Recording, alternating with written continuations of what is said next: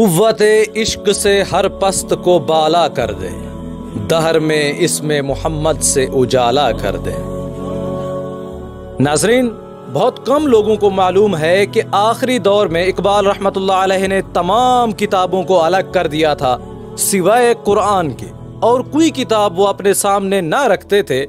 سالہ سال تک علوم و فنون کے دفتروں میں غرق رہنے کے بعد جس نتیجے میں پہنچے تھے وہ یہ تھا کہ اصلی علم قرآن ہے، یہ جس کے ہاتھ میں آ جائے وہ دنیا کی تمام کتابوں سے بے نیاز ہے۔ ناظرین اکرامی، ایک مرتبہ کسی شخص نے ان کے پاس فلسفہ کے چند اہم سوالات بھیجے۔ ان کے قریب رہنے والے لوگ سوچنے لگے کہ اب علامہ اپنی لائبریری کی الماری کھلوائیں گے اور بڑی بڑی کتابیں نکلوا کر ان مسائل کا حل تلاش کریں گے، مگر وہ یہ دیکھ کر حیران رہ گئے کہ لائبریری کی الماریاں مکفل کی مکفل رہیں۔ وہ صرف قرآن ہاتھ میں لے کر جواب لکھوانے بیٹھ گئے۔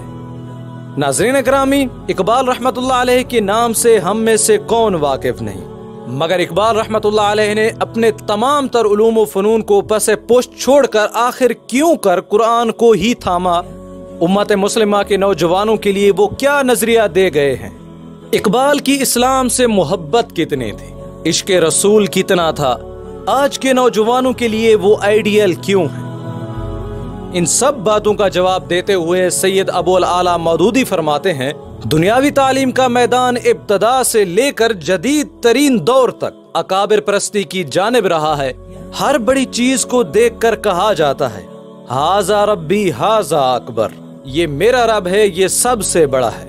جس طرح 2000 پہلے مخلوق نے بدھ کی عظمت کا اعتراف اس کا بت بنا کر پوجا کرتے کیا، ویسے ہی آج روس امریکہ کی بت پرستی کر کے کیا جا رہا ہے۔ لیکن مسلمان کا نقطہ نظر اس بات میں عام انسانوں سے مختلف ہے، کیونکہ اللہ نے اس کو سیدھا راستہ بتا دیا، لہذا مسلمان ان کی زندگی سے سبق حاصل کرتا ہے، نہ کہ ان کی عبادت کرتا ہے۔ اسی نقطہ نظر سے مولانا مودودی نے قوم کے نوجوانوں کو بتایا کہ جس اقبال کی عظمت کا سکہ ان کے دلوں میں بیٹھ چکا ہے، اس کی زندگی کیا سبق دیتی ہے۔ سب جانتے ہیں کہ اقبال نے بھی مغربی تعلیم حاصل کی تھی جو ہمارے نوجوان انگریزی یونیورسٹیوں میں حاصل کرتے ہیں۔ یہی تاریخ، یہی ادب، یہی اقتصادیات، یہی سیاسیات، یہی قانون اور یہی فلسفہ انہوں نے بھی پڑھا تھا، اور ان فنون میں بھی وہ مبتدی نہ تھے بلکہ منتہا فارغ التحصیل تھے۔ خصوصاً فلسفہ میں تو ان کو امامت کا مرتبہ حاصل تھا، جس کا اعتراف موجودہ دور کے اکابر فلاسفر تک کر چکے ہیں۔ جس شراب کے 2-4 گھونٹ پی کر بہت سے لوگ بہکنے لگتے ہیں، یہ مرحوم اس کے سمندر پیے بیٹھا تھا۔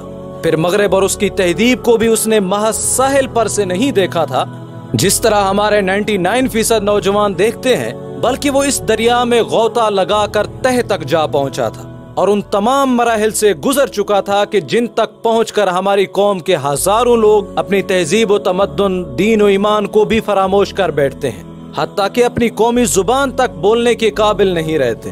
لیکن اس کے باوجود اس شخص کا حال کیا تھا؟ مغربی تعلیم و تہذیب کے سمندر میں قدم رکھتے وقت وہ جتنا مسلمان تھا، اس کے درمیان میں پہنچ کر اس سے زیادہ مسلمان پایا گیا، یہاں تک کہ جب اس کی تہ تک پہنچا تو دنیا نے دیکھا کہ وہ قرآن میں گم ہو چکا تھا۔ قرآن سے الگ اس کا کوئی فکری وجود باقی نہ رہا، جو کچھ سوچتا تھا قرآن کے دماغ سے سوچتا تھا، جو کچھ دیکھتا تھا قرآن کی نظر سے دیکھتا تھا۔ حقیقت اور قرآن اس کے نزدیک ایک چیز تھے، اس ایک چیز میں وہ اس قدر گم ہو گیا کہ آج کے علماء بھی فنایت فی القرآن میں MA PhD بار 8 لا پر رشک کرتے ہیں۔ قرآن مجید کی تلاوت سے ان کو خاصا شغف تھا، صبح کے وقت بڑی خوش الہانی سے پڑھا کرتے تھے، مگر اخیر زمانے میں طبیعت کی نرمی کا یہ حال ہو گیا کہ تلاوت کے دوران میں روتے روتے ہچکیاں بندھ جاتی تھیں، مسلسل پڑھ ہی نہ سکتے تھے۔ نماز بھی بڑی خشوع و خضوع سے پڑھتے تھے مگر چھپ کر، حالانکہ ظاہر میں یہی اعلان تھا کہ نرا گفتار کا غازی ہوں، یعنی کہ صرف باتونی ہوں۔ رسول کریم صلی اللہ علیہ وسلم کی ذات مبارک کے ساتھ ان کی والہانہ محبت کا حال اکثر لوگوں کو معلوم ہے، مگر یہ شاید کسی کو معلوم ہے کہ انہوں نے اپنے سارے فلسفے اور عقل کو رسول عربی صلی اللہ علیہ وسلم کے قدموں میں ایک حقیر سامان کی طرح نظر کر کے رکھ دیا تھا۔ حدیث کی جن باتوں پر نئے تعلیم یافتہ نہیں بلکہ پرانے مولوی تک کان کھڑے کرتے ہیں اور پہلو بدل بدل کر تعویلیں کرنے لگتے ہیں، یہ ڈاکٹر آف فلسفی حدیث کے ٹھیٹ لفظی مفہوم پر ایمان رکھتا تھا۔ ایسی کوئی حدیث سن کر ایک لمحہ کے لیے بھی اس کے دل میں شک نہ گزرتا تھا۔ ایک مرتبہ ایک صاحب نے بڑے جھنجھلائے انداز میں اس حدیث کا ذکر کیا کہ جس میں بیان ہوا کہ رسول اللہ صلی اللہ علیہ وسلم اصحاب ثلاثہ کے ساتھ احد پہاڑ پر تشریف رکھتے تھے۔ اتنے میں احد پہاڑ لرزنے لگا۔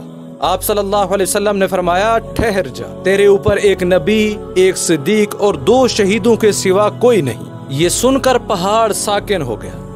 اقبال نے حدیث سنتے ہی کہا، اس میں جھنجھلاہٹ کی کون سی بات ہے؟ میں اس کو استعارہ مجازی نہیں بلکہ ایک مادی حقیقت سمجھتا ہوں۔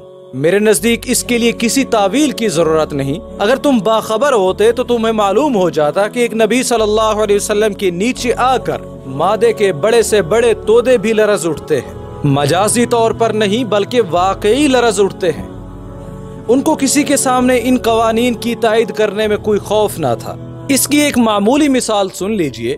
ایک مرتبہ حکومت ہند نے ان کو جنوبی افریقہ میں اپنا ایجنٹ بنا کر بھیجنا چاہا اور یہ عہدہ باقاعدہ ان کے سامنے پیش کیا، مگر شرط یہ تھی کہ وہ اپنی بیوی کو پردہ نہ کروائیں گے اور سرکاری تقریبات میں لیڈی اقبال کو ساتھ لے کر شریک ہوا کریں گے۔ اقبال نے اس شرط کے ساتھ یہ عہدہ قبول کرنے سے صاف انکار کر دیا، بلکہ خود لارڈ ولنگڈن سے کہا کہ میں بے شک ایک گناہگار آدمی ہوں، احکام اسلام کی پابندیوں میں مجھ سے بہت کوتاہیاں ہوتی ہیں، مگر اتنی ذلت اختیار نہیں کر سکتا کہ محض آپ کا ایک عہدہ حاصل کرنے کے لیے شریعت کے حکم کو توڑ دوں۔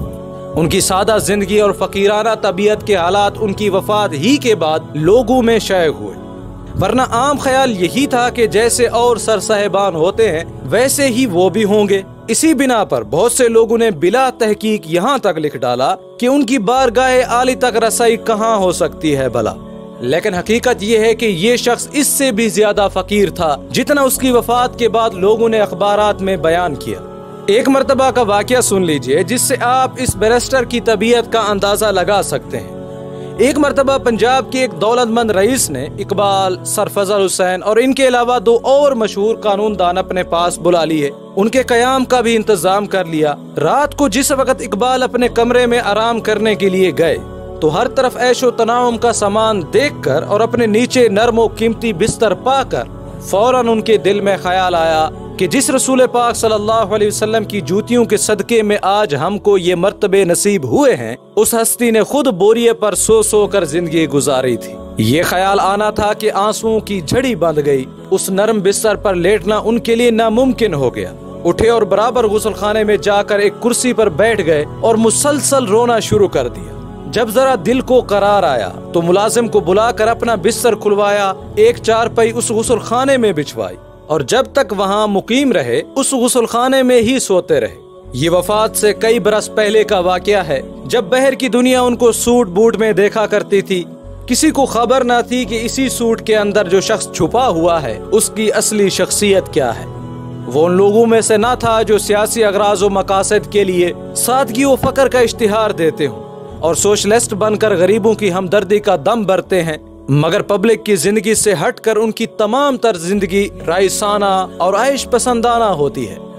ناظرین، اسی عشق رسول میں ڈوب کر ہی اقبال رحمت اللہ علیہ فرمایا کرتے تھے، سالارے کارواں ہے میر حجاز اپنا، اس نام سے ہے باقی آرام جاں ہمارا۔ ناظرین اکرامی، دعا کرتے ہیں کہ اللہ تعالی ہمیں بھی سچا عاشق رسول بنائے۔ اس ویڈیو کے بارے میں کمنٹ سیکشن میں اپنی رائے کا اظہار ضرور کریں۔ امید کرتے ہیں کہ یہ ویڈیو آپ کے علم میں اضافے کا سبب بنی ہو۔ اگر یہ ویڈیو آپ کو اچھی لگی تو اسے لائک کریں اور شیئر بھی کر دیں۔ ملتے ہیں ایک نئی ویڈیو کے ساتھ، تب تک کے لیے اجازت دیں۔ السلام علیکم ورحمۃ اللہ وبرکاتہ۔ اللہ اللہ اللہ اللہ اللہ اللہ اللہ اللہ اللہ اللہ اللہ اللہ اللہ اللہ اللہ اللہ